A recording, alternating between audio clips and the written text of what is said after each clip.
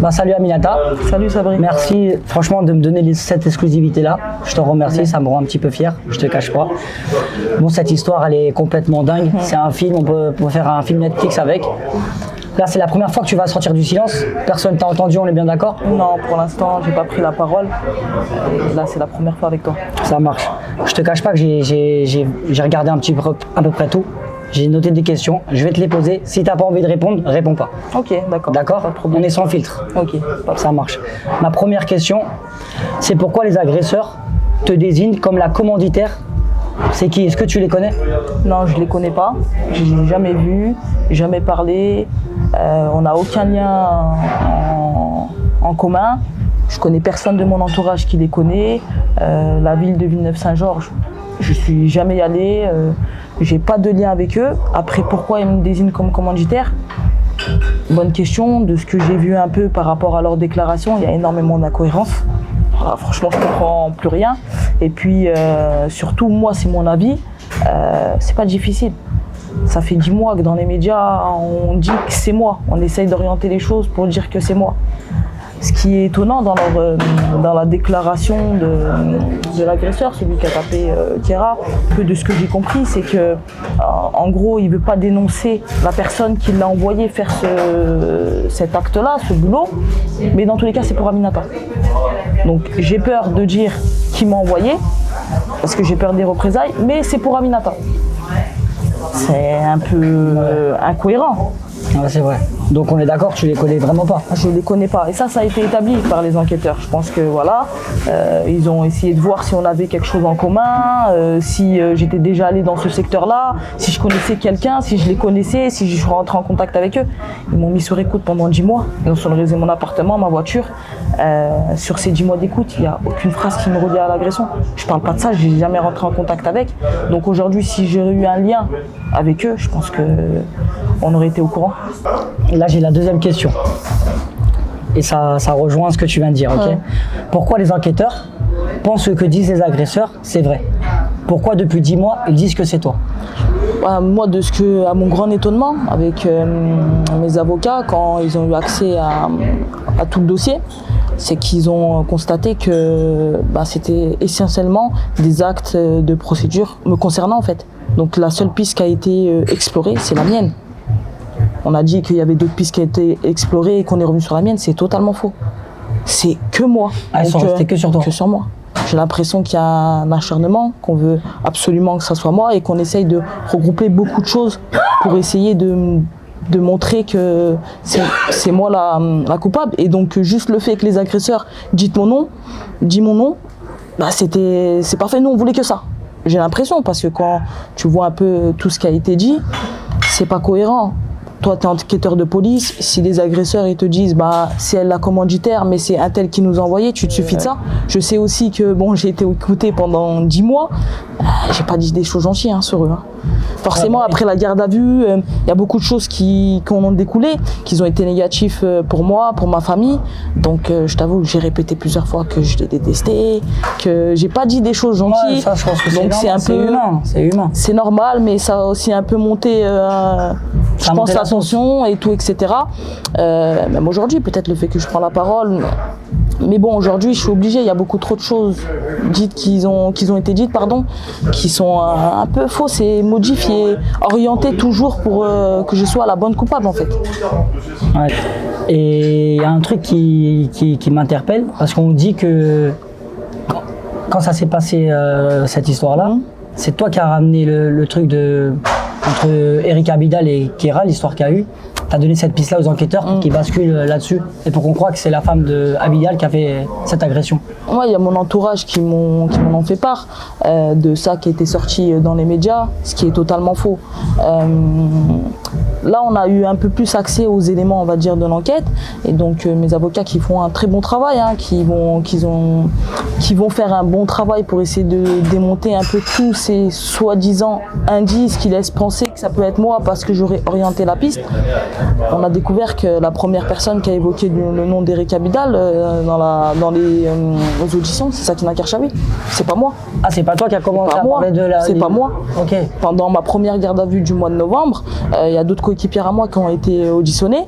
Et donc exactement au matin, à 10h12, j'ai de la mémoire. C'est la première, en tout cas dans le dossier, ce que j'ai eu comme retour un peu, que c'est elle la première à avoir évoqué son nom. Donc c'est pas moi qui ai orienté vers la piste d'Abidal. Ok. Et puis j'étais pas au courant qu'elle avait une liaison avec, à ce moment-là. Et j'étais pas au courant que la puce elle était à son nom. Ça, c'est des enquêteurs qui l'ont découvert. Donc aujourd'hui, c'est facile de vouloir tout remettre sur moi parce qu'on essaye de montrer que c'est moi la commanditaire. Donc on va dire que même sur cette piste-là, c'est moi qui l'ai orienté. Aujourd'hui, même Ayat Abidal, elle avait été auditionnée par les enquêteurs. Et à ce moment-là, voilà, elle a eu de leur part, à ce moment-là, la même version du fait que non, c'est pas moi qui ai orienté. Ok, alors Voilà. que là, pendant tout ce temps-là, pendant le temps de ton silence, même moi, le premier, je pense comme plein d'autres, et ben vu que c'est beaucoup ça qui est sorti, c'était chelou, tu vois. Oui, non. Le fait qu'à la fin de ta garde à vue, tu sors le blast de Non, Abidal. j'ai parlé effectivement d'un appel que la victime avait reçu au lendemain matin par M. Abidal. Je l'ai parlé après que Sakina a évoqué son nom, après que les enquêteurs Ok. ont su que la puce était à son nom, et là ils m'ont posé la question si je savais quelque chose. J'ai évoqué cet appel, D'accord. voilà. Et puis après, à ce moment-là, ils m'ont posé la question est-ce que je pense que c'est sa femme qui a fait ça? J'ai dit moi j'en sais rien du tout, Ouais. j'accuse personne. Voilà. Ok. Et aujourd'hui, quand tu vois mon procès verbal ou mes procès-verbaux de ma première garde à vue, ça je peux te le garantir, à aucun moment c'est moi qui ai orienté vers cette piste-là. Ok. Bah, merci, c'était bon à savoir. Et j'ai une autre question du coup. Et bon, tu connais, moi je connais pas mal de choses. J'ai des petites sources, des petites infos. Tu dois le savoir. Moi, on m'a dit que quand ça s'est passé l'agression, et c'est le clan de Kéra qui m'a rapporté ça. Au moins, D'accord. tu sais, ok. Quand ça s'est passé, le moment de l'agression, donc vous avez déposé Sakina. Déjà avant ça, Kéra, je crois, apparemment, elle habite avant Sakina, et tu as insisté pour Kéra, ta compagne, à déposer Sakina en première. Est-ce que déjà, c'est vrai ça? Non, pas forcément. Je vais t'expliquer comment ça s'est passé. Déjà, Kéra n'habite pas avant Sakina. Ça aussi, c'est des éléments qui ont été mis en avant pour essayer de montrer des indices qui montrent que c'est moi encore qui est derrière ça. Sakina et Kéra habitent pas très loin dans la zone. Moi, tout simplement, avant le repas, j'ai mis l'adresse de chez Sakina, j'ai récupéré Sakina et sur la route, j'ai récupéré Kéra.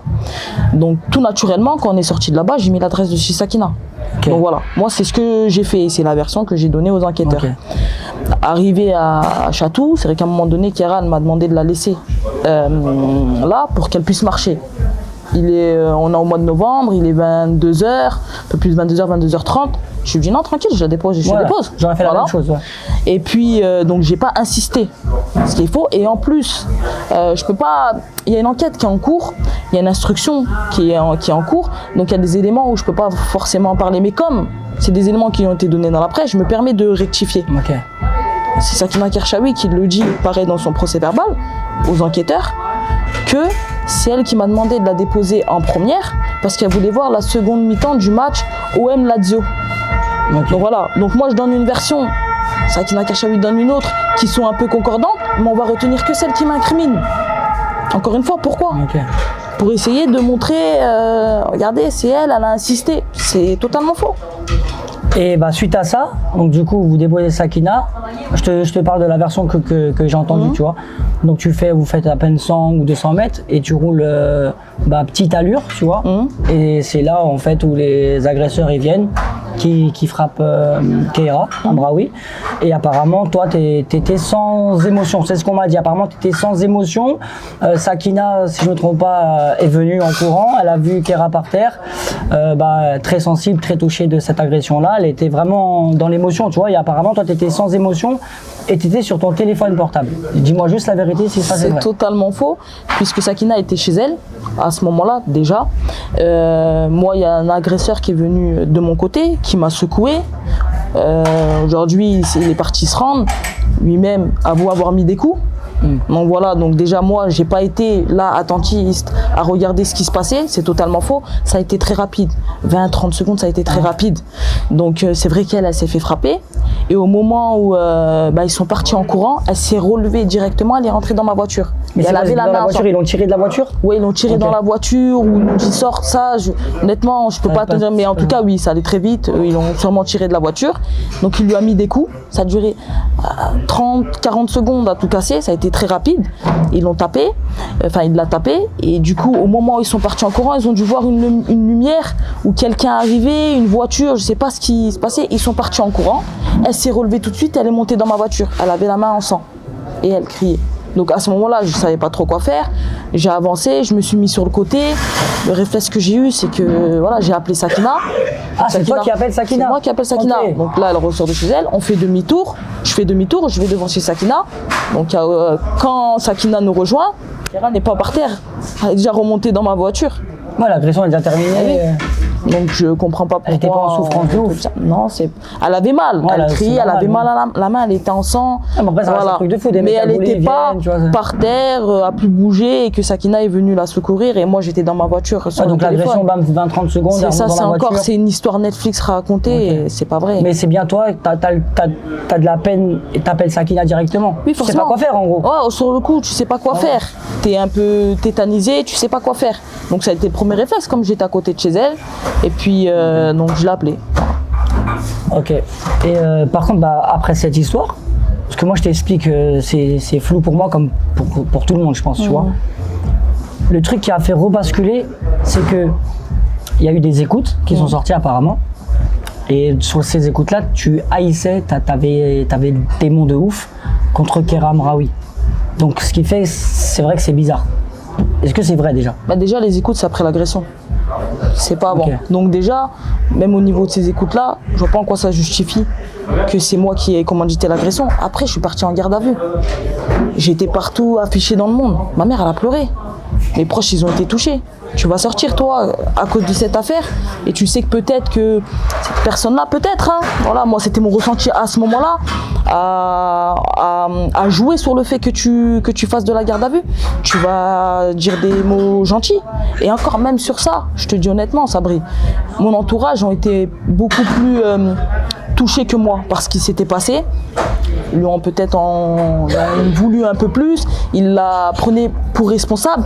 J'ai beaucoup nuancé.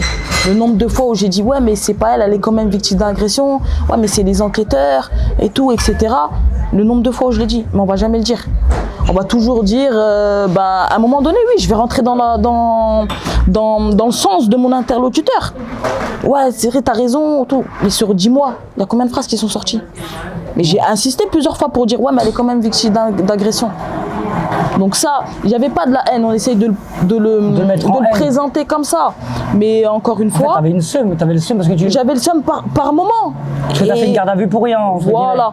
Et que elle, t'as pas éloigné de la piste en gros. Oui, après ça c'est sa décision à elle.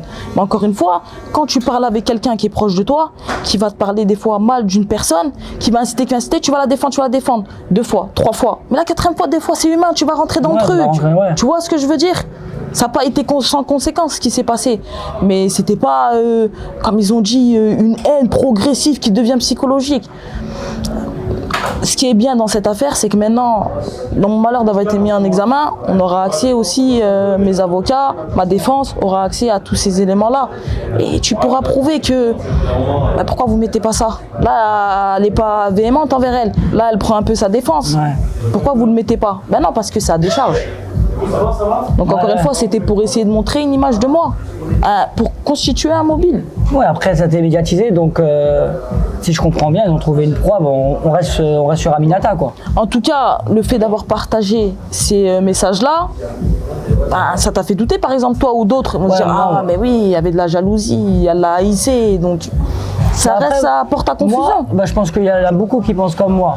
Je suis déjà allé au commissariat, j'ai déjà fait une garde à vue, tu vois.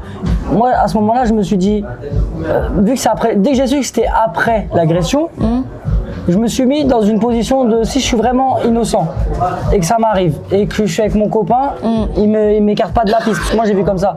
Bah forcément tu vas m'écouter.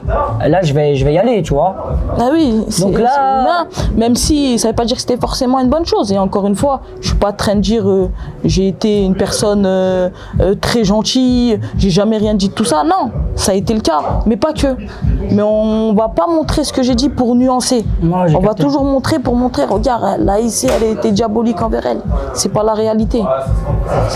Et bah, je vais être cash, tu vois, avec toi.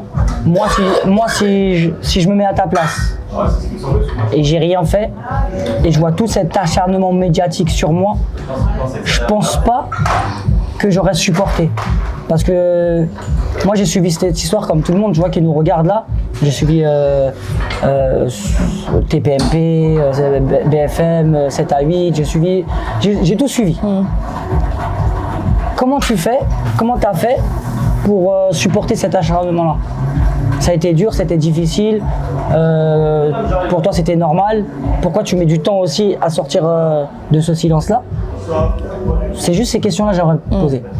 Ben, honnêtement, c'est mon avis. Je pense que quand ça arrive ça, moi dans mon malheur d'avoir été la première fois en garde à vue et là en prison, c'est que tu vois pas tout ça, déjà. Ceux qui le prennent en pleine tête, c'est tes proches et ta famille. Et moi, ce qui m'a fait le plus de mal, c'est qu'eux, ils souffrent pour un truc qui me concerne. Ça, c'est insupportable chez moi. Donc, c'est plus eux qui ont eu très très mal. Après, bien sûr que toi, ça fait mal, parce que derrière, c'est ton nom qui est associé à beaucoup de choses en plus qui sont fausses ou modifiées pour essayer de te diaboliser. Voilà, moi j'avais l'impression de tout ce qu'on m'a rapporté et je vais pas te dire aujourd'hui j'ai vu quelques éléments mais je me suis pas amusé à tout regarder, j'ai pas le temps pour ça. Le plus important c'était de me reposer déjà, de retrouver mes proches, ma famille et d'essayer de reprendre une vie normale et ça je l'ai fait très rapidement. J'ai cette capacité là, je sais pas, je peux pas te l'expliquer. Bah, surtout que t'as rien fait en histoire. Voilà, donc après pour moi c'était si tu t'arrêtes, tu te mets en dépression, tu leur donnes raison. Moi c'est pas le cas. Après forcément, je dis pas que ça n'a pas de conséquences, ça en a. Et puis, mais j'ai l'impression quand je prends du recul que comme judiciairement encore on n'arrive pas à me rendre coupable de ça, ben on a voulu le faire médiatiquement, en essayant de me diaboliser. J'ai vu qu'il y a beaucoup de choses qui ont été modifiées. On a enlevé des mots, rajouté des mots pour essayer de montrer, ah regardez, elle est coupable. Voilà. Sur les recherches, comment casser une rotule, ça n'a jamais été l'intitulé de la recherche. Mais quand tu le mets comme ça, ah mais là elle est coupable. Donc pourquoi on rajoute ce mot? C'est ça que je me pose la question.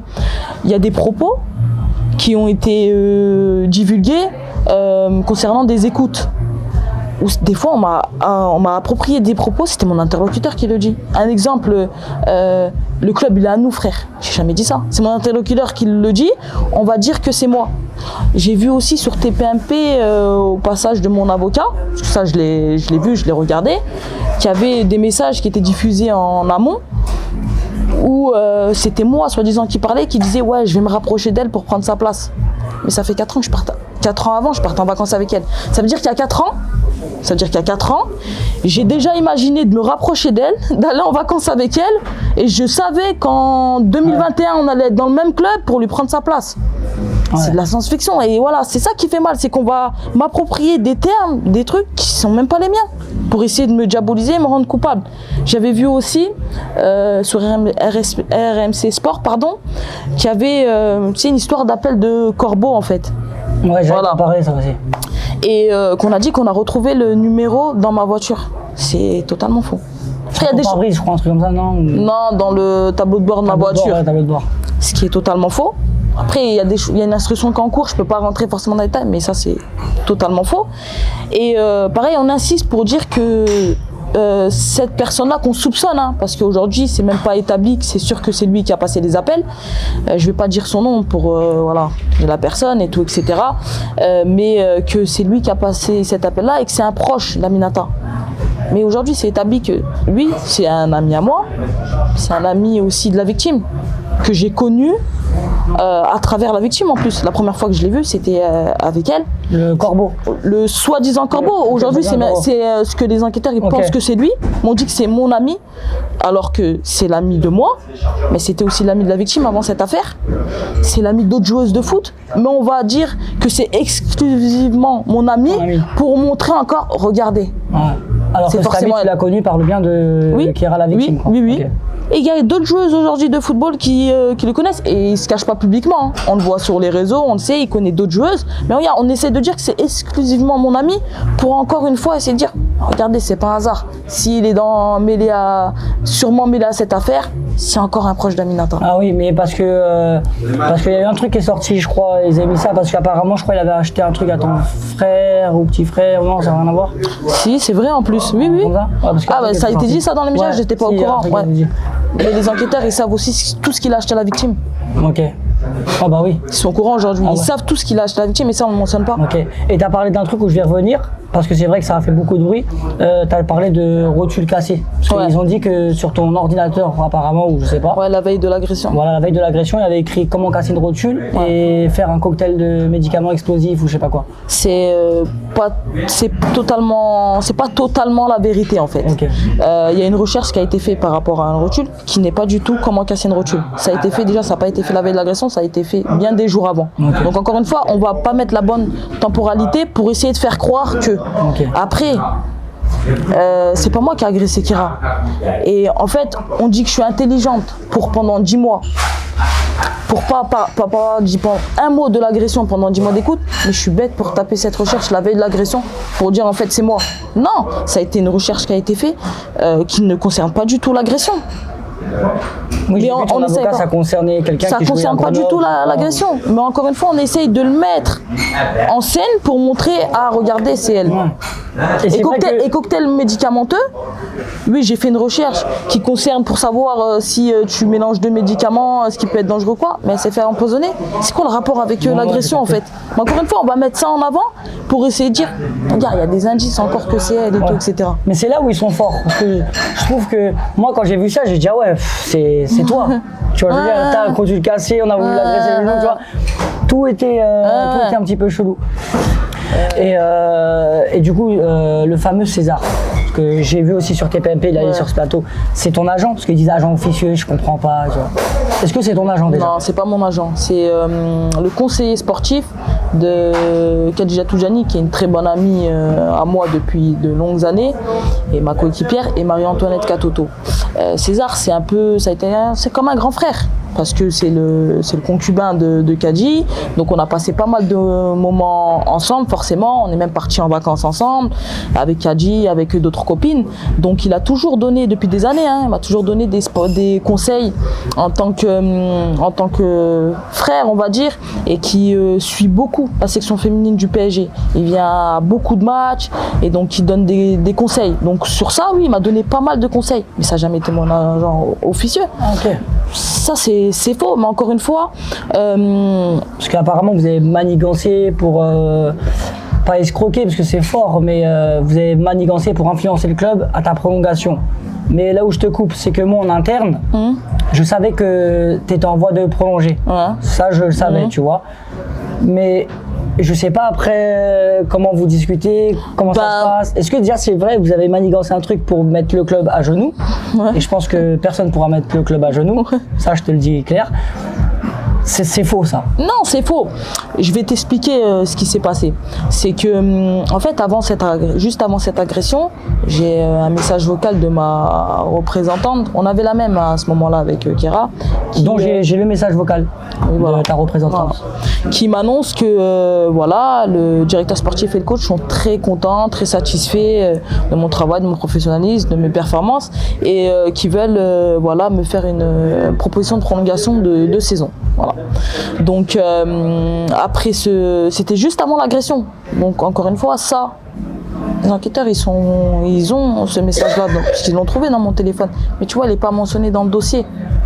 Parce que ça décharge, ça montre que ça atténue le mobile. Tu vois, à ce moment-là, pourquoi je vais vouloir faire ça? Donc César, qui est au courant de ça, de la volonté du club avant cette agression de me prolonger. Après ça, comme d'autres personnes qui ont été aussi citées dans, soi-disant, la tentative d'escroquerie en bande, ils ont juste simplement évoqué mon cas au PSG en disant voilà, que c'était injuste peut-être pour moi que je paye en gros cette garde à vue, où à ce moment-là ils me pensaient totalement innocente de ça et qui trouvaient que c'était injuste que derrière j'ai pas ma prolongation. Donc c'est juste qu'ils l'ont fait part au club, puisque César aussi a été dans cette affaire un peu pointé du doigt, accusé, donc forcément aussi il en a fait aussi une affaire de cœur aussi pour lui, voilà. Donc on est déjà très proches, donc ça nous a aussi peu regroupé d'avoir été pointé du doigt, accusé dans cette affaire. Donc il en a fait part au club. Et puis ils ont juste voulu apporter leur soutien, mais ça n'a pas été mon agent officieux. Il n'a jamais négocié pour moi avec le club. Et ça, le club, les journalistes même et les enquêteurs, puisqu'ils m'ont écouté, ils savent très bien que c'était pas lui l'interlocuteur avec le club. C'est ce que je me disais, parce que toi c'était Sonia. Non, Sonia, ça a été. Aussi Kéra, oui, après, je me suis séparée d'elle au mois de janvier parce que je pensais, c'était mon avis, hein, c'était pas possible de continuer avec quelqu'un qui représentait les deux joueuses. Donc voilà, j'ai pris cette décision. À ce moment-là, j'avais pas forcément chose à lui reprocher, hein, mais c'était la situation qui faisait que. Et derrière, j'ai pas pris d'agent. Après, oui, il y a des gens qui sont intervenus au niveau du club, mais dans une optique juste d'essayer d'avoir de la justice, en fait, de dire par rapport à cette histoire, à cette garde à vue, vous voulez la prolonger avant, ça serait injuste qu'elle prolonge pas. Ouais. Mais il n'y a aucun moyen illégal qui a été employé, des menaces ou autres pour que je prolonge. Ça, c'est totalement faux. Ça encore, c'est inventé pour essayer de nous diaboliser, en fait, de nous faire passer pour les méchants dans cette histoire. Ok. Et avec cette histoire-là, le nom de la mère de Kylian Mbappé, Faiza Laïmari. Ouais, Laïmari. Il est sorti ce nom-là. Pourquoi il est sorti? Pourquoi le nom d'Mbappé il est sorti sur cette histoire-là? Parce que après l'agression, c'est des personnes qui m'ont soutenu et on avait entamé un projet de documentaire ensemble. Et dans le cadre de ce documentaire-là, on en a fait part au club et toujours dans la même optique de se dire, elle avait le message, tu vois, de ma représentante qui m'annonçait avant cette agression la volonté du club de me prolonger. Donc c'était toujours dans la même optique de dire au club, voilà, nous on a un projet de documentaire avec Aminata Diallo. Par rapport au documentaire, on vous prévient. Je pense que voilà, elle a bien fait. Son fils est joueur au PSG. Par respect par rapport au club, ils ont des très bonnes relations avec le club. Donc c'est la démarche qu'elle a entretenue. Et derrière, c'était juste encore une fois dans le sens de la justice de se dire. Écoutez, ok, il y a eu une garde à vue, jusqu'à preuve du contraire, aujourd'hui elle est présumée innocente, donc ça serait malheureux pour la joueuse qu'elle n'ait pas la prolongation qu'elle devait avoir. Et pareil, elle a été dans un discours de dire pour les deux joueuses ça va se tasser, il faut les refaire jouer et tout, etc. Mais il n'y a jamais eu une tentative d'escroquerie. Je pense qu'on est comme une daronne, quoi. Ouais, voilà, elle a apporté son soutien, mais elle n'a pas mis la pression au club. Sinon j'aurais prolongé avant Kylian. Alors, elle n'a jamais fait du chantage au club. C'était par rapport à notre projet de documentaire. Puis ça s'arrête là. Je pense qu'il y a beaucoup de personnes qui sont mal intentionnées, qui essayent de salir les gens parce que peut-être ils les dérangent ou ils en veulent. Donc ils se sont servis de cette histoire pour essayer de les salir. C'est dommageable. Moi, ça m'a fait... Bien sûr que mon nom il soit associé à cette affaire et sali, ça fait toujours du mal, mais que même des personnes qui n'ont rien à voir, qui ont juste essayé de m'apporter leur soutien et d'agir dans mon sens sans intérêt financier, sans employer des moyens qui sont illégaux, qu'on essaye de les salir et de les associer à ça et en essayant de les faire passer pour des monstres. Ah, c'est ce monde-là, on est dans un monde cruel. Non, les médias ils sont allés trop loin. À mon avis, ils sont allés beaucoup trop loin. Et du coup, qu'est-ce que tu en penses de ton ancien coach? Parce que je sais qu'il a parlé de toi. Qu'est-ce que tu en penses de ce qu'il a dit? Ouais, j'ai eu écho un peu de ce qu'il a dit, de son passage à 7 à 8, c'est ça, ouais. Et aussi, je crois, une interview peut-être... Il a fait une radio aussi, je crois. Ouais, je sais pas exactement. Alors, je pense qu'aujourd'hui, comme c'est sorti dans les médias que, soi-disant, moi et César, on avait fait une cabale médiatique, on avait mis un plan en place pour pouvoir l'évincer, lui, la victime et monsieur Ulrich Ramé. Donc je pense que c'est là où aujourd'hui, c'est pour ça qu'il tient un autre discours, alors que c'est totalement faux. À aucun moment, nous, on a contacté des médias où je crois qu'on a dit que César avait contacté Romain Molina et tout.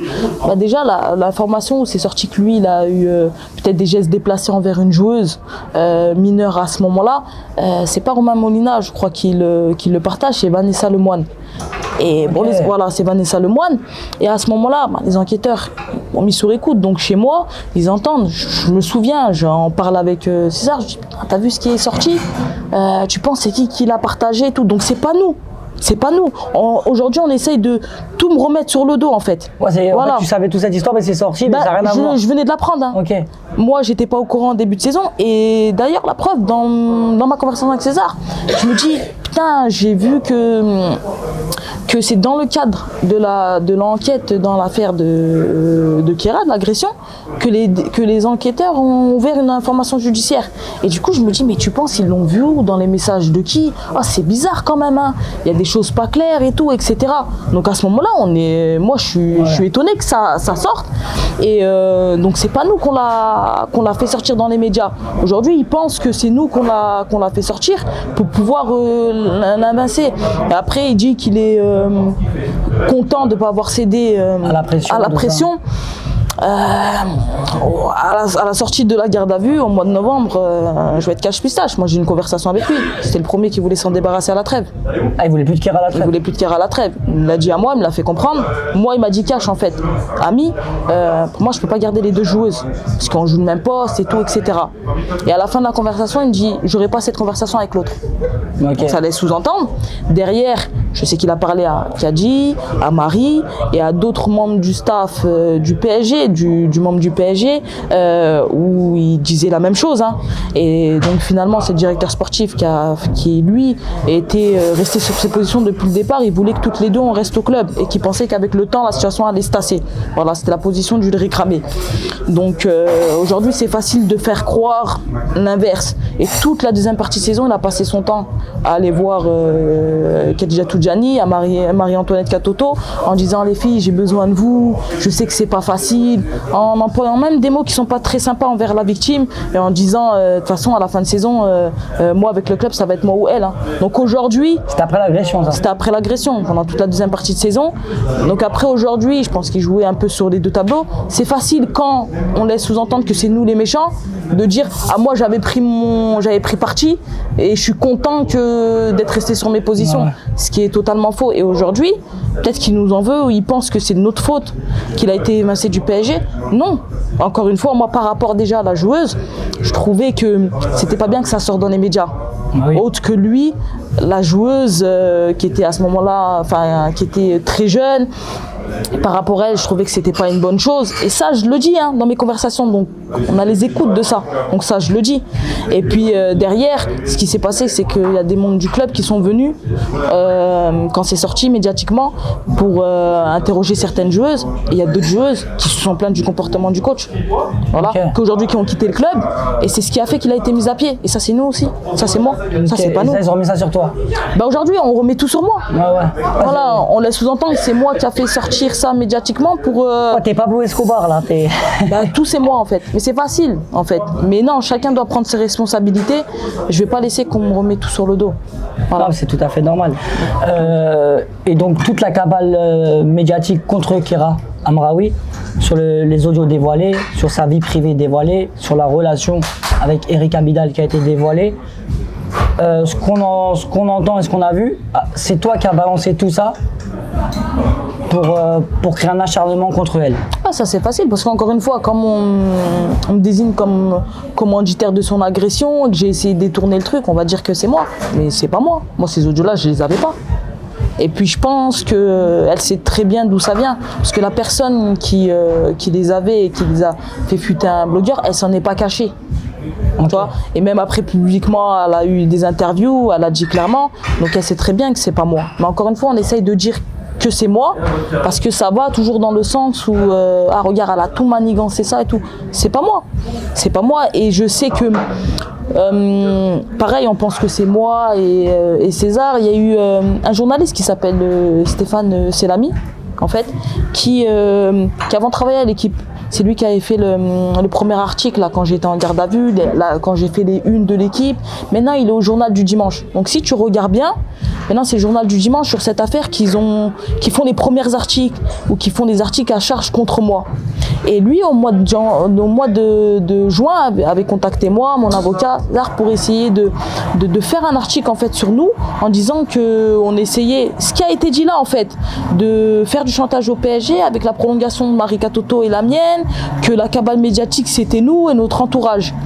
Et il avait envoyé des messages où on a nié tout ça, et en fait maintenant je comprends. Voilà, c'est ce qu'on essaye de dire aujourd'hui, alors que c'est pas le cas en fait. Aujourd'hui, il faut arrêter de tout remettre sur nous. Voilà, ça c'est pas le cas. Moi, c'est pas moi qui a partagé les audios. Et je pense qu'elle sait très bien que c'est pas moi. Je pense qu'elle sait très bien qui c'est. Après, si elle sait pas, ça c'est encore une autre question. Mais dans tous les cas, c'est pas Aminata. Donc ça, on dit ça pour encore ramener un indice sur le fait que ça soit moi qui soit la commanditaire. Ok, donc toi, t'as rien à voir, t'as pas cherché à nuire Kira Mraoui sur les réseaux ou sortir ou dévoiler sa vie privée? Non, j'ai pas cherché à le faire. Après, faut arrêter de croire qu'il y a que moi qui avait intérêt à ce que sa vie privée elle soit dévoilée ou qu'elle soit mal vue. Ça, c'est pas la réalité. Et dans une enquête policière, c'est pas ça qui va faire que la police ou autres vont arrêter d'enquêter sur moi. Si tu penses que ça marche comme ça, t'es débile. Et pendant tout ce moment-là, est-ce que tu avais un peu de la peine pour Kira avec tout ce qui se passait, vu que tu es aussi dans cette histoire-là, ou en fait c'était que de la haine, pas de la haine, mais non, tu sais, je suis pas un somme quoi. On a tous. Honnêtement, je suis pas quelqu'un où le malheur des autres me réjouit. Okay. Après, je vais pas faire semblant à te dire que j'avais de pitié ou peine pour elle. Non, mais il y a des moments où je trouvais que ça allait trop loin et je l'ai dit à mon entourage. Hein. Ouais. J'ai dit ah mais ouais, ça va trop loin. Tu vois, ça faisait un peu de la peine, pas forcément que pour elle, parce qu'elle a une famille, elle a un entourage. Voilà. Après, j'étais pas jouissif de ça. Ouais, c'est faux. Voilà. Ok, je comprends mieux. Et j'avais vu un truc où, je te cache pas, je me suis dit, ouais, t'es une folle de ouf. Tu vois. C'est le dédoublement de personnalité. Alors moi, je t'ai fait passer pour un Bilal ou je sais pas quoi. T'avais plusieurs personnalités apparemment. Ça m'a surpris. Et de là, t'es en face de moi, j'étais obligé de te la poser cette question. Forcément, je savais que tu allais me la poser. Ça, c'est encore l'œuvre de monsieur Selami, Stéphane Selami, un journaliste du journal du dimanche. Si tu regardes bien, c'est lui qui a lancé cet article-là, qui, comme je te l'ai dit précédemment, lui, depuis le départ, il s'acharne en fait sur moi. Voilà. Donc son seul but, c'était essayer de me diaboliser, de montrer que je suis une folle, de m'atteindre en fait. Donc c'est pour ça qu'il a fait cet article-là. Si tu regardes bien, il a même fait un article là, il n'y a pas longtemps, qui est sorti sur Sandy Batimore. Il y a eu une altercation avec Kira à l'entraînement, non? C'est ça, là, il y a une altercation avec la victime de l'agression à la fin de saison dernière, et il y a une plainte contre elle là, qui a été posée au mois de mai. Pourquoi ça sort maintenant? Pour montrer que toutes les personnes qui l'année dernière peut-être ont eu un problème avec elle, c'est nous les méchants. Tu vois? Pourquoi ça sort maintenant alors que la plainte elle a été déposée au mois de mai? On n'est pas dupes. Moi je sais ce qu'il essaye de faire celui-là. Je vais te faire une confidence. J'ai été en garde à vue à 6h, ils sont venus me chercher. À 6h30, il avait déjà fait un article. C'est des journalistes ou enquêteurs. Ah ouais. Comment à 6h30 il y a déjà un article qui est fait? À un moment donné, j'arrive devant le parquet de Versailles, il était là. Avec un journaliste, je l'ai vu, il m'a pris en photo. Voilà. Après, sur ce qu'il a dit et tout, etc., écoute, là, bon, tu as dit son nom. Donc moi, je suis quelqu'un, les personnes, j'essaie de pas mettre les personnes, tout, mais son nom, il est sorti médiatiquement. J'ai fait une vidéo avec le Bilal en question. Mais Bilal, c'est qui le Bilal? C'est quelqu'un que je connais. Ok, d'accord. Après ça, je vais pas rentrer forcément dans les détails, mais c'est quelqu'un que je connais. J'ai dû aller faire 1 heure de route pour faire une vidéo avec lui. Que j'ai montré après à tous mes proches et tout, etc. pour que voilà, mon entourage proche il soit Au courant de cette histoire, voilà, il n'y a pas de problème. Mais là, on essaye encore une fois, c'est pour essayer de me faire passer pour la méchante, la folle et qui est capable et qui a commandité cette agression. Voilà, le seul but, c'est ça, de me salir en fait. Ah ouais, j'ai compris. Et il y a un truc que j'ai vu, c'est quand tu venais de sortir de prison, Kira, on l'a interviewée, elle a dit j'ai confiance en la justice, mais ce soir j'ai peur. Est-ce que tu as vu ça ou pas? Non, ouais, je l'ai vu. Ça te fait un truc ou pas? Parce que moi, même si elle est à côté de moi, je peux lui dire pareil. Hein. J'ai vu trop le côté acteur studio, tu vois. C'est ce que j'ai ressenti, tu vois, c'est ce que j'ai ressenti. Mais là, ça te concerne toi. Donc, c'est quoi ta réaction à ce moment-là? Là, tu viens de sortir, à mon avis, ça a tourné en même temps. Donc, tu te positionnes comment? Je crois qu'elle me soupçonne depuis le mois de novembre d'être derrière ça. Ah, ok.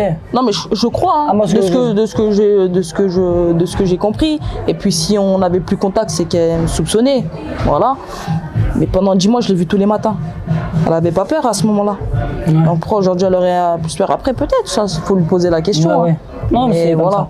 Okay. Je pense que depuis 10 mois, j'ai rien fait pour essayer de l'agresser ou la mettre en danger. C'est pas aujourd'hui que je vais le faire. Surtout pas après sortie de prison. Parce que j'ai un contrôle judiciaire à respecter. Et notamment, je dois pas l'approcher. Donc aujourd'hui, mon combat, c'est de prouver mon innocence. Bien sûr. Et d'être libre. Le fait d'être dehors, c'est le meilleur moyen pour pouvoir le faire. Donc demain, si je l'approche de près ou de loin, je peux être mis en détention. Et là, ça va être plus compliqué pour moi. Donc, dans mon intérêt, en fait, j'ai même pas à l'approcher de près ou de loin. Donc, je pense que ça, c'est pas logique, en fait. Ouais, c'est vrai. Du coup, tu peux plus venir à Paris parce que là, je suis à Grenoble. Je suis à Grenoble actuellement. Et ça te manque Paris ou pas? Oui et non, je suis chez moi aussi. Je suis originaire d'ici, j'ai grandi ici, je suis avec les miens. Donc ça va. Après, forcément, j'avais ma petite vie à Paris. J'ai des gens très très proches qui sont à Paris. Je construis une vie aussi là-bas. Donc ça me fait un peu chier, on va dire, de ne pas y être, forcément. Mais voilà, je suis persuadée qu'avec le temps, la situation elle va s'arranger. J'ai des gens là-bas aussi qui gèrent ma famille, qui est là-bas, ou des choses qui me concernent pour l'instant. Donc c'est une situation que j'espère qui va évoluer. Je suis confiante par rapport à ça. Donc voilà. Ah bah ça va. Et du coup, pour venir à ça, ta famille, comment ils sont actuellement? Toi, tout à l'heure, tu m'as dit plus rapidement, tu as réussi un petit peu à passer un petit peu ce cap-là avec douleur, tu vois. Mais vraiment les proches, je parle pas d'amis ou cousins ou quoi. Ta mère, tes frères, tout ça. Honnêtement, tu vois, nous, on est des gens qui sont de culture un peu étrangère, un peu chez nous. On a une certaine pudeur. Ça veut dire que tout le monde ne va pas montrer ses sentiments. Donc, de façade, ils ont l'air de bien aller. Et moi, j'essaye de faire en sorte qu'ils vont bien et de leur montrer que ça va. Et c'est vrai, c'est la réalité, ça va. Mais tu imagines bien, une maman, elle doit être quand même touchée par ça. Je sais qu'au mois de novembre, j'avais pas vu tout de suite qu'elle avait été beaucoup affectée, en fait. Là, elle n'a pas vu tout ce qui s'est passé à la télé, donc je pense que c'est plus facile. Après, on est des croyants. C'est une épreuve. Il faut la prendre comme ça. C'est pas facile, ça veut pas dire que je l'accepte facilement, mais voilà, on essaye d'avancer et d'avancer ensemble, et je pense que petit à petit ça va aller. Faut être patient aussi par rapport à là, c'est des blessures qui cicatrisent petit à petit, mais honnêtement ça va. Tant que la maman et les frères et sœurs ça va, c'est le principe. Ouais, c'est l'essentiel, c'est le plus important pour moi. Voilà, c'est ça. Et pour en finir, j'ai une question. Je pense que ça a dû te marquer. C'est ton passage en prison. Parce qu'à partir du moment où j'ai su que tu étais rentré en prison, pour moi, je me suis dit, les enquêteurs, c'est bon, c'est fini, il n'y a plus de doute, c'est toi. Tu vois. Donc, comment tu es rentré en prison et comment tu es sorti aussi vite? Ça, je pense qu'on est plein à vouloir savoir. Mon passage en prison, ça n'a pas été facile. Choc carcéral, ça, je vais le garder pour moi. Voilà. Okay. Je vais le garder pour moi. C'est une blessure. Voilà, je vais la soigner à ma manière. Pourquoi je suis rentrée en prison? C'est vrai qu'il faut connaître le système judiciaire. Même moi, je ne le connaissais pas avant là de le connaître un peu plus. C'est que ce qui s'est passé, c'est qu'il me restait moi 8 heures de garde à vue, j'étais au courant de ça. Je dis, j'avais des échos en fait toute l'année. Ils ont convoqué mon cousin, ils ont convoqué des personnes qui sont autour de moi. Donc je savais qu'il y avait une enquête qui se déroulait autour de moi et que j'étais encore, on va dire, une des suspectes numéro 1. J'avais entendu, on essaie même sous-entendre, j'avais entendu qu'ils savaient que c'était moi et César. On avait entendu ça une fois, mais qu'ils attendaient après l'Euro pour nous attraper. Voilà, j'avais entendu ça au mois de fin juin. Donc moi, je laissais couler, je continuais à faire ma vie. Voilà. De toute façon, j'ai pas commandité cette agression, donc voilà, je me sentais pas en danger. Donc, t'étais sereine. Voilà. Donc quand ils sont venus me chercher, je suis allée en claquette chaussettes, parce que je sais qu'en garde à vue, ils enlèvent les lacets. Je me suis dit, je vais faire mes 8 heures, je vais sortir. Finalement, ça s'est mal déroulé en fait. Tout de suite, tu sens qu'ils sont, voilà, c'est toi. Les agresseurs, ils ont dit c'est toi. Je passe devant la juge d'instruction, voilà, mise en examen direct. Je demande la détention. Et en fait, mon avocat, qui à ce moment-là, en fait, n'avait pas eu accès au dossier. Il n'y avait pas eu accès au dossier, donc moi, je vais lui dire que je suis innocente, mais il peut pas me croire sur parole. Et tu vois, ils avaient l'impression, le dossier, il y a des trucs, hein. Donc en fait, ce qu'il a fait, c'est que tu passes devant un juge des libertés de la détention à ce moment-là, qui lui décide si, pour continuer au niveau de la continuité de l'information judiciaire et de l'enquête qui est toujours en cours, si pour l'enquête, il faut que tu sois dehors ou dedans, voilà, pour le bon déroulé de l'enquête. Et c'est là où tu dois te défendre, ton avocat doit te défendre. Et lui, comme il n'avait pas accès à tout le dossier, il a demandé un report à mercredi d'après, du coup 5 jours. Et c'est pour ça que je suis allée en prison, c'est-à-dire que quand tu demandes ce report-là, en attendant, t'es incarcéré. Donc ça a été très dur, moi je voulais pas. Je lui dis non, défends-moi et tout, mais il me disait non, ami, j'ai besoin d'avoir tout le dossier. Donc voilà, c'est pour ça que j'ai été incarcéré 5 jours. Et puis après, on est passé devant le juge de la liberté de la détention, où mes 3 avocats ont fait un excellent travail, ont soulevé pas mal de questions. Voilà, où après avoir vu le dossier, tu te rends compte que il y a beaucoup de choses qui sont pas claires, et de leur plaidoirie, j'ai été libérée. C'est pour ça que je suis sortie rapidement de prison. En fait, j'ai pas été mis tout de suite en détention provisoire, c'était en attendant le jugement. C'est pour ça que j'ai passé 5 jours et que je suis sortie aussi rapidement. Ok. Voilà. Quelle épreuve. Ouais. C'est pas le terrain de foot là. Non, j'aurais jamais imaginé faire de la prison un jour. Je suis juste de foot moi. Ah bah oui. Avant ça, j'avais jamais fait une garde à vue, j'avais jamais fait de la prison. Donc c'est sûr, ça a été un choc. Après, comme je le dis, ça c'est une blessure que je garde. C'est tout à ton honneur. Et je voulais finir sur un truc, enfin je voulais te la poser tout à l'heure, mais là elle revient. C'est avec l'histoire qu'il y a eu avec Bruno Chéroux. Benoît Chéroux ou Bruno? Bruno. C'est Bruno, Ouais, voilà, Bruno Chéroux. Et Olivier Chouafny. T'as parlé mal apparemment, langage de racaille, de cité. Bon, moi je te juge pas, parce que t'as vu comme on parle là, il y a des gens qui peuvent se dire on est des racailles, on est des cités, c'est notre vocabulaire, on a grandi comme ça, on est des gens très respectables, très sociables, mais des fois notre vocabulaire, je sais pas, je vais te donner un exemple, tu vois, j'ai mon verre là, il est tombé, oh putain, ouais. Tu vois. C'est vrai que nous, le fait de venir des fois d'une cité, d'un quartier, comme on s'est dit, on a grandi dans un certain environnement où on a une certaine manière de parler qui, dans le monde du travail en général, n'est pas appropriée. Donc c'est vrai qu'on a cette capacité, nous, à s'adapter en fait. Voilà, c'est vrai qu'on n'emploie pas le même langage quand on est entre nous et quand on est dans le monde du travail. Donc c'est vrai que ça peut heurter certaines personnes de la manière des fois comment je me suis exprimée. Et ça aussi, c'est des phrases qui n'ont rien à voir avec l'agression. Pourquoi c'est sorti avec l'agression? On essaye de faire quoi? Encore une fois, je pense, de montrer, regardez, c'est un diable, regardez comment elle parle. C'est des propos que j'ai eus, je ne vais pas le nier, en 2019. Et même là, en 2019, c'était dans un certain contexte. Peut-être que j'avais certaines rancœurs envers ces personnes-là, où j'estimais que voilà, ils ne s'étaient peut-être pas bien comportés en ma personne. Et aujourd'hui, même avec 3 ans plus tard, et ça, en plus, j'ai évoqué durant cette année-là, et il y a eu des écoutes chez moi. Ça veut dire que ça, on l'a entendu. Et aujourd'hui, avec du recul, ces personnes-là, j'ai nuancé. voilà, ce que j'avais dit par rapport à monsieur Echouafni, c'était par rapport à quelque chose qui concernait mon frère, où moi j'ai un frère qui est autiste, où voilà, ça m'affecte beaucoup. Et pour te dire, en gros, j'avais entendu qu'il avait peut-être sous-entendu que le fait que je m'occupais de toute ma famille, que j'avais un frère qui était autiste, je ne pouvais pas être sportif de haut niveau. Pour moi, ça c'était inadmissible. Ça concerne la vie privée, c'est pas par rapport au foot. Et c'est pour ça que voilà, je lui en voulais. Et c'est vrai qu'on a eu un rapport, on va dire, relationnel qui n'a pas été comme on l'espérait. Parce que de sa signature au PSG, j'étais très contente qu'il vienne. Parce que ça a été le premier qui m'a sélectionné en équipe de France. Okay. Voilà. Et ça s'était très bien passé. Et lui, pareil, de ce que j'avais entendu, il était très content de m'entraîner. Il m'avait même appelé avant qu'il vienne. Et voilà, j'avais entendu peut-être qu'il avait des préjugés. C'est ce qu'on m'avait rapporté. Donc moi, je suis quelqu'un qui s'était fermé au niveau langage corporel extérieur.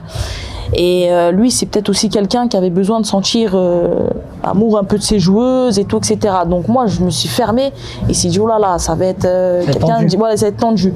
Donc je pense que c'est une histoire de quiproquo.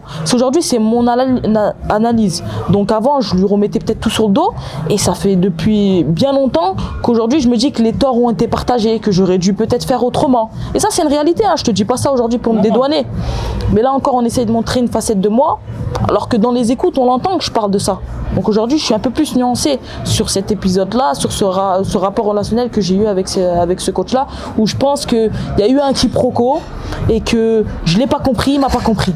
Voilà. Parce que j'ai aussi ma personnalité qui est peut-être aussi spéciale. Hein. Bien sûr. À un moment donné, si à chaque fois il y a ça qui arrive, c'est que peut-être que moi aussi, j'ai peut-être des choses à changer, mais le fond, il n'est pas mauvais.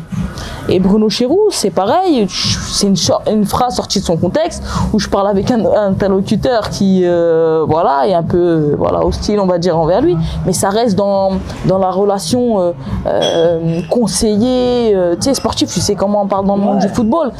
Et Bruno, c'est quelqu'un, je dis honnêtement, que je respecte beaucoup parce que c'est quelqu'un pour moi qui joue pas de rôle. Qu'il est comme il est. Il n'a pas joué de rôle là avec moi. Il est sans filtre. Voilà, il est sans filtre. C'est quelqu'un qui m'a prolongé au PSG, hein, qui a été, au départ, on a eu un très bon rapport. Et puis de mes rapports avec Olivier, ça s'est un peu détérioré. J'ai mon fort caractère et j'ai mon tort par rapport à ça. Et aujourd'hui, je le reconnais. Je le reconnais. Mais ça, en plus, je te jure que j'en ai discuté ces mois-ci, je le sais, avec des interlocuteurs. Donc ils ont écouté chez moi. Donc ça, ils le savent. Pourquoi on ressort que le mauvais de messages que j'ai envoyés en 2019 et pas ce que j'ai dit là aujourd'hui. Encore une fois, c'est dans l'optique de me diaboliser en fait. Ouais, de salir un peu ton blaze quoi. Ouais, c'est ça. Je veux aussi qu'on m'a des propos que j'ai redits sur la sélectionneuse et tout, etc. Aujourd'hui, je suis pas là pour essayer de réhabiliter mon image. Aujourd'hui, j'ai pas de club. Donc pour que demain j'ai la possibilité de revenir en France, c'est pas du tout le cas. C'est une personne qui m'a sélectionné aussi et qui s'est bien comportée avec moi. Moi, j'ai rien à lui reprocher sur ce côté-là. J'ai rien à dire par rapport à ça. À un moment donné, j'ai pu être sélectionnée pour certaines raisons et tout, etc. Elle a toujours une bonne attitude envers moi et je l'ai défendu moi pendant l'Euro. Je dis qu'on a beaucoup tiré dessus, mais là quand l'équipe de France a fait un bon parcours, qu'elle a modifié certaines choses, qu'aujourd'hui le groupe est beaucoup plus jeune, qu'il vit beaucoup mieux et elle a aussi sa patte. Mais là par exemple j'ai dit des bonnes choses, mais ça on va pas le mettre. Ça on le met pas. Donc à chaque fois on va pas mettre ce que je dis bien, de bien, et on va dire ce que peut-être une phrase dans un certain contexte qui n'était pas bienveillante, mais toutes les joueuses le font. Crois-moi, toutes les joueuses. Dans tous les domaines. Surtout, voilà. moi je connais un peu les. Bien sûr. Chez les masculins, tu vois, ça y va. Oui. Donc je pense que les meufs, c'est 2 fois pire, tu vois. Mais ça veut pas dire qu'on est hostile envers ces personnes-là. Et pareil, je pense qu'aussi de l'autre côté, au niveau des coachs, au niveau de la direction et tout, ils disent pas forcément toujours du bien, que ce soit des joueuses ou des conseillers ou des agents. Mais c'est des conversations déjà privées. Donc normalement, ça doit pas sortir. Et je pense qu'encore une fois, le but c'était de me diaboliser. Et en faisant ça, c'est en essayant de dire regardez, elle est coupable de cette agression. Mais même si tout ça, ça aurait été vrai, ça me rend pas plus coupable en fait. Mais dans la tête des gens, ça montre une mauvaise image de moi et du coup, ça me rend coupable de ça. Ouais, voilà. C'est ça. C'est une stratégie pour moi. Et pourquoi tu as mis du temps à sortir du silence? Et pourquoi tu m'as choisi moi? J'ai mis du temps à sortir du silence parce que je suis pas quelqu'un qui, si t'as remarqué déjà, moi je suis pas quelqu'un qui est très réseaux sociaux. Non, toi j'ai remarqué, t'aimes pas la lumière, t'es pas très forcément. réservé. Ouais, ça m'a fait même du tort, mais voilà, je suis comme ça, c'est mon caractère, c'est ma personnalité, je vais pas changer aujourd'hui. Si des fois je dois faire un peu plus d'efforts. Et la priorité quand je suis sortie de tout ça, de prison et tout, etc., c'est de me reposer déjà. C'était pas l'opinion publique et tout, etc. C'était de me reposer, c'était de retrouver mes proches, ma famille. C'est le plus important en fait. C'est pas ce qui se passe sur les réseaux. Donc j'ai pris le choc en plus. Ouais, c'était surtout de se reposer parce que à ce moment-là, t'es beaucoup sollicité. J'ai eu énormément de gens qui m'ont soutenu, énormément de proches.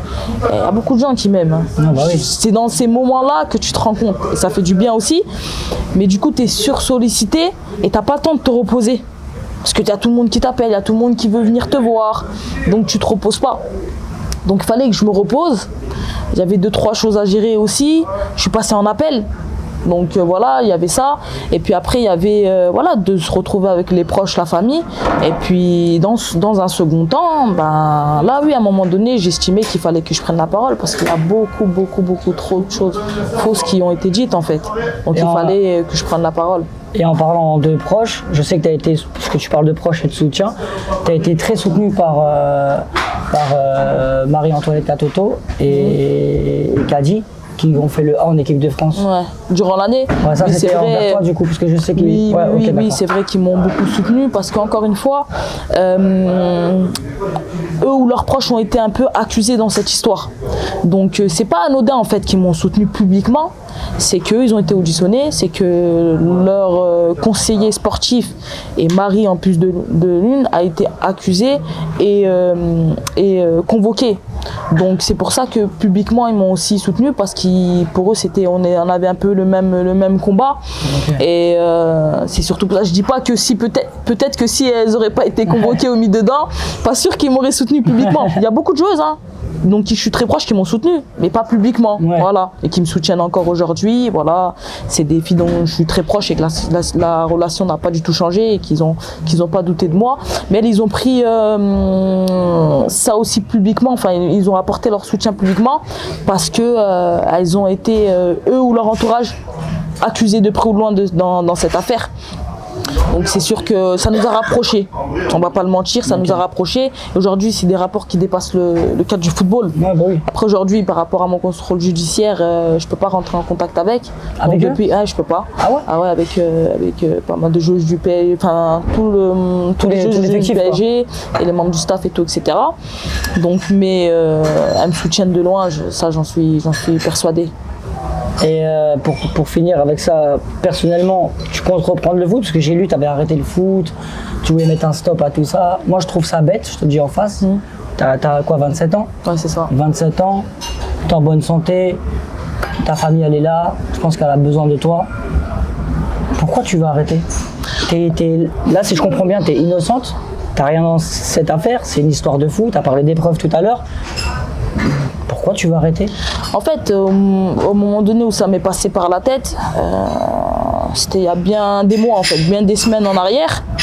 Donc c'est vrai que ça a été une réflexion, parce qu'à un moment donné, peut-être le football, ça fait quelques temps qui me donne beaucoup de choses, on va dire, négatives. Je suis allée en prison. Je suis allée en prison quand même, tu vois, donc il faut aussi le comprendre. Donc il y a des choses, des fois, qui sont... dans la vie qui, pour moi, sont passées en avant au niveau de mes priorités. Aujourd'hui, je te cache pas que voilà, tout ce qui m'arrive là, ben, ça me donne la force et de me dire, mais si t'arrêtes, je leur donne raison en fait. Aujourd'hui, peut-être qu'on veut t'atteindre. Comment ça s'est passé dans les médias? C'est qu'on veut... C'est plus que l'agression là, on essaye de te mettre plus bas de terre, de sortir des choses qui concernent pas du tout l'agression pour te diaboliser, te faire passer pour une mauvaise personne, mais pas que par rapport à cette agression, mais dans la vie de tous les jours. Et baisser les bras, arrêter, ça serait leur donner raison. Donc aujourd'hui, la priorité c'est de prouver mon innocence, voilà. C'est mon premier combat. Et puis après, on verra ce que l'avenir nous donnera en fait. Voilà. Inch'Allah, comme on dit. Ouais, Inch'Allah, comme on dit. En tout cas, ça m'a fait super plaisir. Merci, le plaisir a été partagé. Merci de t'être déplacé. Ouais, je me suis déplacé jusqu'à Grenoble. Ouais. Et ouais, quand même. C'est beaucoup de route. Mais fier, c'est un grand mot, mais le fait que je sais que tu as été sollicité par v'là les télés, v'là les médias, et le fait que tu veux sortir du silence avec moi, sache que je suis énormément touché. Là, je comprends mieux, pas l'affaire parce qu'elle est délicate, mais mon cœur, je le sens que tu es innocente. Ça se voit à ton regard, je sais pas, chez nous, on sent vite les choses, on a le nif comme on dit, tu vois. Donc voilà, faut expliquer aux gens que Aminata, qui est ici à côté de moi, elle est innocente. C'est quelqu'un qui n'a strictement rien à voir avec cette affaire-là. Bon, elle était impliquée dans l'agression parce qu'elle était là sur le moment des faits, mais tout ce qui sort, voilà, il y a une famille derrière, il y a une carrière, il y a plein de choses. Donc avant que les gens suffit qu'elles disent un mot déplacé, qu'on dise c'est une racaille ou une meuf de cité ou des choses un peu vraiment très malsains, c'est pas bon. Donc voilà, c'était le mot. Je parlais pas à toi, je parlais à ceux qui me regardent. Je peux répondre à ce que tu as dit. Ouais, c'est vrai qu'aujourd'hui, les gens, ils oublient de respecter la présomption d'innocence. Aujourd'hui, je suis présumée innocente. Et je pense que, comment on m'a dépeint dans les médias, comme tu l'as dit, j'étais en prison, tout le monde était sûr. Mais si c'est vraiment la réalité, pourquoi je suis dehors aujourd'hui? Même si voilà, après il y a une instruction en cours, ça ne veut pas dire qu'aujourd'hui je suis totalement blanchie de cette affaire. C'est pas le cas. Mais entre comment on m'a désigné coupable et aujourd'hui comment ça se passe, déjà c'est pas. Il y a un fossé. Et puis peut-être pourquoi aujourd'hui j'ai choisi de prendre la parole à travers toi. Je te cache pas qu'il y a aussi mon documentaire qui est en cours où j'ai déjà pris la parole. Mais parce qu'au niveau médiatique, les médias, ils m'ont fait du mal. Hein. Donc c'était aussi peut-être aussi symbolique de pas commencer par eux. Parce qu'ils n'ont pas hésité à me salir, à me mettre plus bas de terre. Voilà. Et aujourd'hui peut-être que je me sens plus à l'aise comme ça. Après, c'est mon choix. On peut peut-être se dire, mais pourquoi elle n'a pas parlé depuis 10 mois et elle parle avec, sans te manquer de respect, hein, avec un youtubeur et tout, etc. Oui. J'aurais fait autrement, ok, il n'y a pas de souci. C'est mon choix. Je me sens plus à l'aise comme ça et je me sens plus en confiance. Et je sens que voilà, ça va être retranscrit comme j'ai envie. Exactement, voilà. Ouais. Et je suis pas là pour dire ouais, je suis innocente, faut me croire et tout. Non, je suis juste là pour établir certaines vérités qui ont été dites, montées pour faire croire que je suis complètement coupable. Après, il y a une instruction qui est en cours et il faut respecter aussi l'instruction qui est en cours. Le secret, ça n'a pas été fait. Hein. Dans les médias, voilà, il y a un résumé qui a été balancé aux médias des enquêteurs. Donc tout le monde en a parlé, tout le monde a parlé par rapport à cette agression. Donc j'ai estimé que moi aussi j'avais le droit à prendre la parole, tout simplement. Ok, d'accord. Et tu as parlé de documentaire, tu as une date de sortie? Non, pas. Non, okay. C'est un projet voilà, qui est en tête, je suis en train de le mettre en place. Voilà, et puis ça concerne pas vraiment que l'agression. Voilà, c'est toute ta vie privée, voilà, du foot, tout ça. C'est complètement autre chose. Ah, ok, ça marche. Bah, je pense que j'ai terminé. J'espère que je ne vais pas rentrer. Je vais être dégoûté parce que je t'ai oublié une question. Mais je pense que j'ai tout dit. Ok. Je te remercie énormément. Je te souhaite force, courage dans cette épreuve. Pensez aussi à Kira Amraoui qui est victime. Qui s'est pris quand même des coups. Donc mes pensées aussi vont envers elle et vont envers toi. Car pour moi, tu es innocente. Maintenant, à vous de prendre la vidéo comme vous voulez. Je pense qu'elle va commencer à faire les médias et tout. Elle a voulu sortir du silence avec nous. Donc voilà, la vidéo vous appartient. Je leur fais un petit bisou? Non. Non. Voilà, bisous. Moi, je vous le fais.